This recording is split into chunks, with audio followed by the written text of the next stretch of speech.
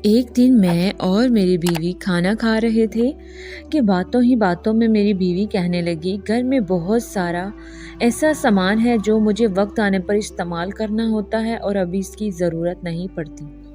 کیا تم میرے لیے باورچی خانے کے برابر میں ایک چھوٹا سا کمرہ بنا سکتے ہو جس میں یہ تمام کارڈ کباڑ رکھ دوں؟ میں اپنی بیوی سے بہت محبت کرتا تھا، لیکن میری جیب میں فی الحال گنجائش نہیں تھی کہ میں اس کی یہ خواہش پوری کر سکوں۔ میں نے اس سے 2 مہینوں کا وقت مانگا اور ان 2 مہینوں میں نے اپنے کام کے وقت کو دگنا کر دیا اور اپنی بیوی کی خواہش پوری کرنے کا پورا ارادہ کر لیا۔ جیسے ہی 2 مہینے ختم ہو گئے، میں نے اپنی بیوی کی خواہش پوری کرنے کے لیے مزدور لگا دیے۔ کچھ دنوں میں ہی میں باورچی خانے کے برابر اس کی مرضی کے مطابق چھوٹا سا کمرہ بنوا دیا۔ میں روزانہ معمول کے مطابق کام پر جاتا تھا، مگر اس دن کے کمرہ بنوانے کے بعد مجھے اپنی بیوی کا رویہ اپنے ساتھ کچھ غیر معمولی سا محسوس ہونے لگا۔ وہ کافی چڑچڑی رہنے لگی تھی اور اکثر میں نے اسے اکیلے میں روتے ہوئے بھی دیکھا تھا۔ میرا دھیان ہرگز اس طرف نہیں گیا تھا کہ اس کے رویے کی وجہ وہ چھوٹا سا کمرہ بھی ہو سکتا ہے۔ میری اور میری بیوی کے درمیان کبھی بھی کسی بھی بات پر اتنے سالوں میں لڑائی نہیں ہوئی۔ حالانہ ہمارے ہاں اولاد بھی نہ تھی، تو بھی نہ کبھی میں نے اسے تانا دیا اور نہ ہی کبھی میری بیوی نے اس بات پر ناشکری کا اظہار کیا۔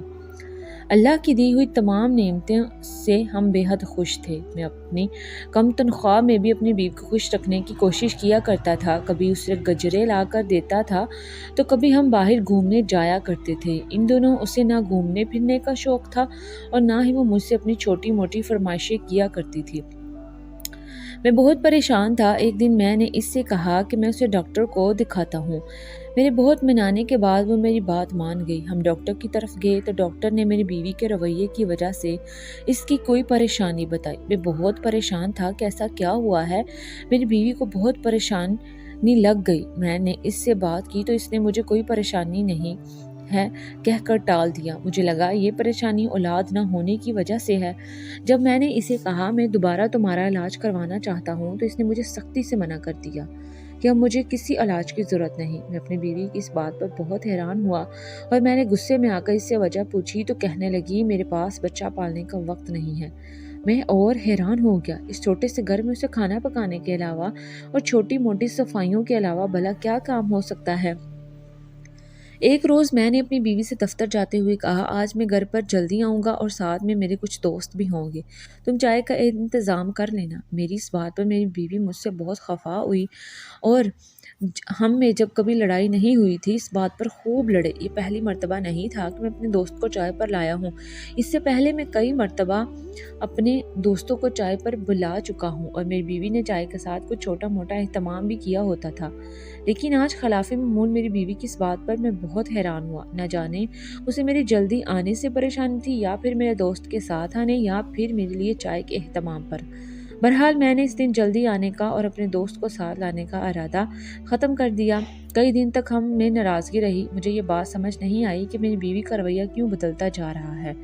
اسی دوران ایک دن مجھے سخت بخار ہو گیا اور میں نے کام پر جانے کے قابل نہیں رہا۔ اتنے میں میری بیوی نے میری خوب خدمت کی، لیکن وہ مجھے کچھ پریشان سی لگتی تھی۔ زیادہ تر وقت کچن میں گزارا کرتی تھی۔ مجھ میں اتنی نکاہت تھی کہ میں اٹھ کر بھی اس کی مدد نہیں کرواتا تھا اور میری بہت خدمت کرتی تھی۔ ایک دن میں غسل خانے کی طرف جا رہا تھا تو دیکھا میری بیوی باورچی خانے کے پاس بیٹھے ہوئے رو رہی ہے۔ مجھے بہت تعجب ہوا۔ بہت پوچھنے کے باوجود بھی اس نے مجھے کوئی وجہ نہیں بتائی اور کہا بس دل پریشان ہو رہا ہے۔ مجھے لگا وہ میری بیماری کی وجہ سے پریشان ہے۔ اگلے دن میں گہری نیند میں سویا ہوا تھا، ایک دم سے کھانسی نے میری آنکھ کھول دی اور میں نے کچھ سرگوشیوں کی آواز سنی۔ میں بہت حیرت میں آ گیا کہ آخر میری بیوی اور میرے علاوہ تو اس گھر میں کوئی بھی نہیں رہتا اور یہ سرگوشیاں کس کی ہیں؟ میری بیوی کس سے باتیں کر رہی ہے؟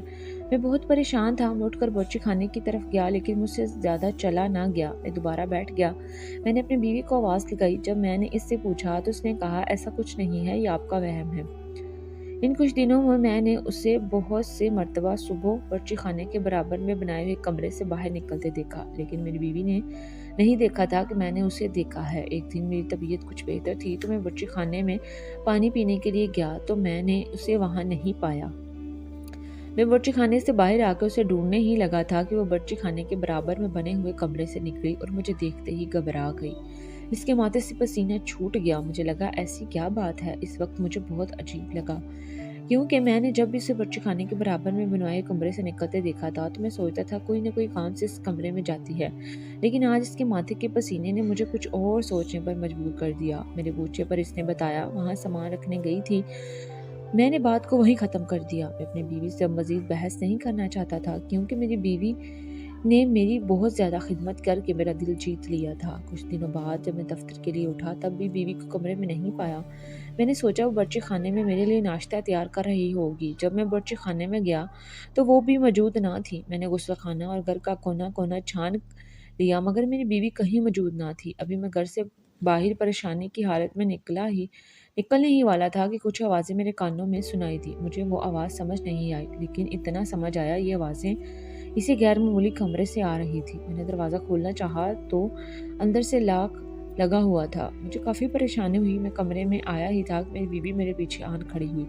اس سے دریافت کیا وہ کہاں تھی تو اس نے کہا وہ سامان سیٹ کرنے کی خاطر اس کمرے میں موجود تھی۔ اب کی بار میں نے اسے یہ نہیں بتایا کہ میں نے اس کمرے میں کچھ آوازیں سنی ہیں کیونکہ میں اس بات کی کھوج لگانا چاہتا تھا کہ ایسا کیا ہے جو بار بار میری بیوی اس کمرے میں موجود ہوتی ہے اور ایسی کون سی آوازیں ہیں جو مجھے پریشان کرتی جا رہی ہیں۔ میں دیر رات اسی پریشانی میں گلتا جا رہا تھا۔ یہ پریشانی مجھے کھائی جا رہی تھی۔ آخر کیسا کیا ہے جو مجھے نہیں پتا اور میری بیوی مجھ سے چھپا رہی ہے۔ میں نے اس بات کا ذکر جب اپنے دوست سے کیا تو مجھے قریب ہی ایک بابا کے پاس لے کر گیا۔ اس نے کہا بابا تمہیں وہ باتیں بتائے گا جو عام انسانوں کو نہیں معلوم ہوتی۔ جب بابا سے تمام تفصیل بیان کی گئی آخر وہ کیا تھا جو مجھے پریشان کیے جا رہا تھا۔ مجھے اپنے اس دن کے پیسے پر بہت ملال محسوس ہو رہا تھا۔ اس دن میں نے اپنی بیوی کی بات مانی تھی کہ مجھے اسے کمرہ بنوا دو۔ کبھی مجھے لگتا تھا میری بیوی کسی خاص ہو کے شکنجے میں آ گئی ہے، کبھی مجھے لگتا میری بیوی اس دنیا میں انسانوں جیسی نہیں، کبھی مجھے لگتا میری بیوی ایک بد چلن عورت ہے اور مجھ سے چھپ چھپ کو اس کمرے میں کسی سے ملتی ہے، لیکن میں کبھی ایک فیصلے پر قائم نہیں رہتا تھا۔ کسی بھی بنیاد پر اپنی بیوی پر کوئی الزام لگاؤں مجھے کوئی سراغ نہیں مل پا رہا تھا۔ ایسا نہیں تھا کہ میں نے اس دروازے کو کھولنے کی کوشش نہیں کی تھی، لیکن مجھے لگتا تھا میری بیوی 24 گھنٹے اس دروازے کی پہرہ داری کر رہی ہوتی ہے۔ جب بھی میں اس کی طرف جاتا تو میری بیوی کسی نہ کسی بات کے بہانے مجھے ٹال دیتی یا مجھے اس طرف دھیان ہٹا دیتی۔ میں بہت پریشان تھا۔ میرے ذہن پر وہ کمرہ اس دروازے کو کھولنا طاری ہو چکا تھا، لیکن میں کیا کرتا؟ میں اپنی بیوی کو اس بات کے معاملے میں بتانا نہیں چاہتا تھا۔ میں کھوج لگانا چاہتا تھا اور اپنی بیوی کو رنگے ہاتھوں پکڑنا چاہتا تھا، مگر میں بہت مجبور ہو چکا تھا۔ مجھے سمجھ نہیں آ رہی تھی میں کیا کروں۔ میرے میں نے پاس زندگی کوئی میں خود کو اس ثبوت سے زیادہ نہیں بے تھا۔ بس ایک دن میں محسوس نے نہیں کیا منصوبہ تھا۔ کبھی بنایا کبھی بہت کہ غصہ میں آتا تھا، دفتر دل جاؤں چاہتا تھا اور سب کچھ پورا ختم دن کر اپنی دوں، بیوی بیوی کو کی ہر طلاق دے حرکت دوں پر اور اس نظر کے رکھوں۔ سارے اس کالے دن میری کرتوت بیوی سب کی کے سامنے کافی طبیعت لے آؤں، خراب تھی تو میں مگر نے میں اسے آرام پریشان کرنے کی تھا۔ نصیحت کی اور خود تیار ہو کر دفتر جانے کے لیے روانہ ہونے کا ڈرامہ کیا۔ میں نے بیوی سے کہا تھا کہ تم پلنگ سے کھڑی نہ ہونا، میں خود ہی چلا جاؤں گا۔ باہر کے دروازے کے پاس ایک الماری رکھی تھی، میں اس کے پیچھے چھپ گیا۔ میری بیوی کو محسوس بھی نہ ہوا کہ میں گھر میں موجود ہوں۔ اس نے اٹھ کر ناشتہ بنایا اور میں دیکھ کر حیران رہ گیا۔ وہ ناشتہ لے کر اس بند کمرے کے دروازے کو کھول کر اندر جاتی ہے اور دروازے کو تالا لگائے رکھتی تھی۔ جب میں نے اس سے تالے کے بارے میں دریافت کیا تو اس نے کہا تھا کہ اس نے اپنا قیمتی زیور بھی اسی کمرے میں چھپا رکھا ہے، کیونکہ اگر خدا نہ خواستہ کوئی چور آ گیا تو وہ اس کمرے کو کار کباڑ کا کمرہ سمجھے گا اور اس کمرے کی طرف اس کا دھیان نہیں جائے گا۔ اس نے کمرے کا دروازہ کھولا تو اندر ناشتہ لے گئی۔ میں 2 لوگوں کا ناشتہ دیکھ کر بہت حیران ہوا اور چائے کے 2 کپ دیکھ کر میرے تجسس میں اور اضافہ ہو گیا۔ میرے گھر میں موجود ہونے کے باوجود میری بیوی نے کسی کو اس گھر میں رکھا ہوا ہے۔ میں غصے سے کھو رہا تھا کہ ایسا کون تھا جسے وہ دن رات اپنے ساتھ رکھتی ہے اور مجھ سے بھی زیادہ مقدم سمجھتی ہے۔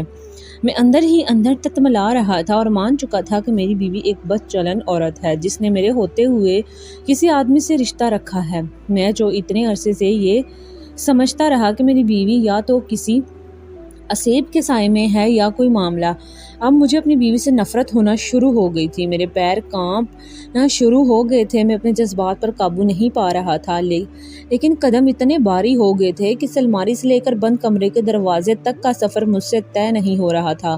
لگتا تھا کہ پیروں کے نیچے سے زمین نکل گئی ہے اور کسی نے سر سے آسمان بھی چھین لیا ہے۔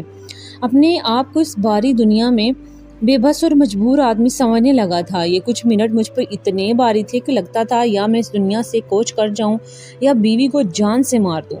میں یہ جانتا ہوں کہ میرا خدا جانتا ہے کہ میں نے چند قدموں کا سفر کیسے طے کیا۔ ابھی میں کمرے کے دروازے پر پہنچا اور میرے ہاتھ جو پسینے میں شرابور تھے، میرا پورا بدن پسینہ پسینہ ہو رہا تھا اور میں دروازے کو کھولنے کے لیے اپنے ہاتھوں کو جنبش دے رہا تھا کہ دوبارہ سے سرگوشی میرے کانوں میں آئی۔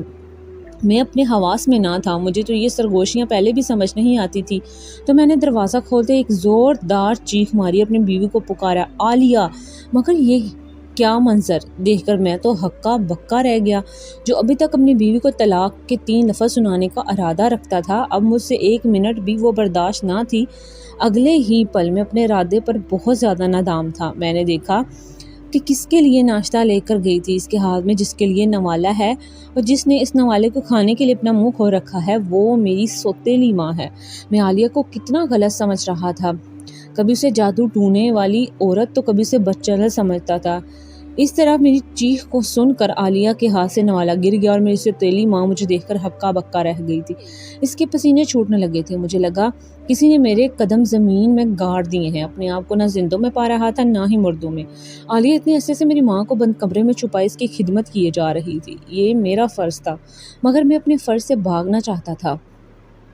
میں اپنی سوتیلی ماں کو کبھی اپنی ماں ماننے پر تیار نہ تھا، مجھے وہ شروع سے ہی قبول نہ تھی۔ مجھے لگتا تھا میری ماں کی موت کی وجہ بھی میری سوتیلی ماں ہی ہے، حالانہ میں جانتا تھا ایسا کچھ بھی نہیں ہے، لیکن میرے ذہن سے کچھ باتیں بالکل بھی مٹ نہیں سکتی اور میں اپنی سوتیلی ماں کو قبول کرنے پر تیار نہ تھا۔ میری بیوی نے کئی بار مجھے دبے لفظوں میں سمجھایا کہ ماں آخر ماں ہوتی ہے، چاہے وہ پالنے والی ہو یا چاہے پیدا کرنے والی ہو، لیکن اس بات پر میری شدید ناراضگی نے میری بیوی کو اس بات پر اصرار نہ کرنے پر مجبور کر دیا۔ عالیہ یہ بات جانتی تھی کہ میں اپنی ماں سے بدظن ہوں اور میری ماں بہت مجبور تھی۔ میں اور عالیہ سے مدد مانگنے کے لیے آئی تھی، کیونکہ انہیں میرے باپ کے مرنے کے بعد مالک مکان نے گھر سے نکال دیا تھا، اس کے پاس کوئی گھر رہنے کو نہ تھا۔ عالیہ رحم دل عورت تھی، میری ماں کو اپنی ماں جیسا سمجھتی تھی، لیکن گھر میں نہ چاکی نہ ہو، اس وجہ سے اس نے مجھ سے یہ بات چھپائے رکھی اور میری مجبور ماں کو اپنے گھر میں جگہ بھی دی اور بہت پریشانی کی حالت میں رہتی تھی، کیونکہ وہ دونوں جانب سے پھنس چکی تھی۔ ایک طرف شوہر تھا تو ایک طرف اس کے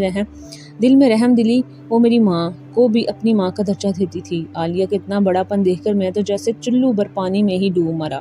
عالیہ کو اور اپنی سوتیلی ماں کو اپنے بستر پر بٹھا کے میں نے ناشتہ کروایا اور تمام روادات سن کر میں اتنا رویا کہ عالیہ اور میری ماں کے چپ کروانے پر بھی میری ہچکیاں نہیں رک رہی تھی۔